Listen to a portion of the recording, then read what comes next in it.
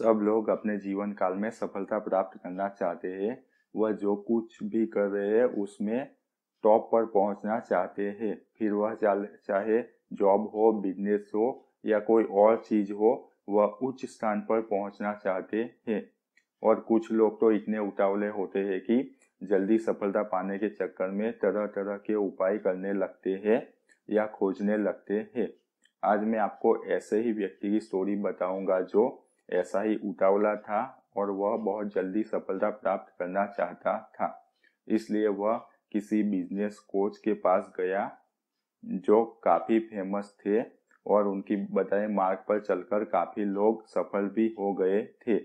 वह उनके पास जाकर बोला कि मुझे जल्दी सफल होना है, लेकिन मुझे छोटे स्तर से शुरुआत नहीं करनी, इसलिए आप कोई ऐसा मार्ग बताएं कि मैं जल्द अपने लक्ष्य को प्राप्त कर लूं।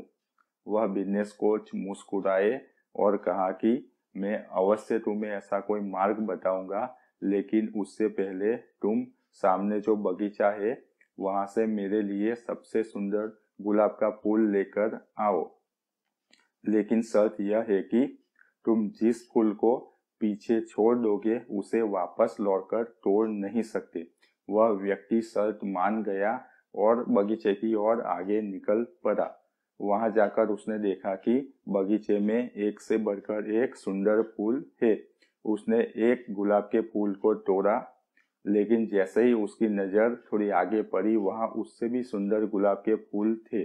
उसने उस तोड़े गुलाब के फूल को फेंक दिया और आगे गया। जैसे ही वह एक गुलाब का फूल तोड़ने वाला था, वापस उसकी नजर थोड़ी आगे पड़ी, वहां उससे भी सुंदर गुलाब के फूल थे। ऐसा करते करते वह आगे बढ़ता गया और बगीचे के आखिरी छोर पर पहुंच गया। वहां सिर्फ सूखे और मुरझाए हुए फूल ही थे। शर्त के अनुसार वह वापस लौट नहीं सकता था, इसलिए वह खाली हाथ ही लौटा। वह जब वापस लौटा तब उस बिजनेस कोच ने कहा कि अरे, तुम तो गुलाब के फूल लेने गए थे, कहाँ है गुलाब का फूल, लाओ। उस व्यक्ति ने कहा कि मैं जब बगीचे में गया तो वहां एक से बढ़कर एक गुलाब के फूल थे।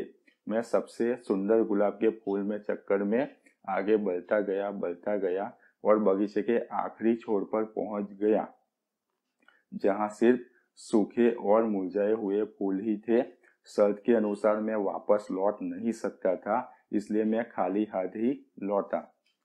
उस बिजनेस कोच ने कहा कि हमारा जीवन भी ठीक इसी तरह है। हमें भी जीवन में कई मौके मिलते हैं, लेकिन हम सबसे बढ़िया मौकों के चक्कर में जो मौके हमें मिलते हैं उसे भी गवा देते हैं और फिर समय हमारे हाथ से निकल जाता है। यहाँ मुझे एक लड़की की स्टोरी याद आ रही है जो बहुत सुंदर और पढ़ी लिखी थी। क्योंकि वह सुंदर थी और पढ़ी लिखी थी, इसलिए वह जब 21-22 साल की थी तब से ही उसके लिए शादी के मांगे आने लगे। वह शादी के मांगे एक से बढ़कर एक आते थे, लेकिन उस लड़की को लड़का बहुत ही हैंडसम, पढ़ा लिखा, पैसे वाला और जिसके माँ बाप अच्छे हो, ऐसा सर्वगुण संपन्न लड़का चाहिए था। तो वह कुछ न कुछ बहाने और कमियां निकालकर मांगों को टाल देती थी।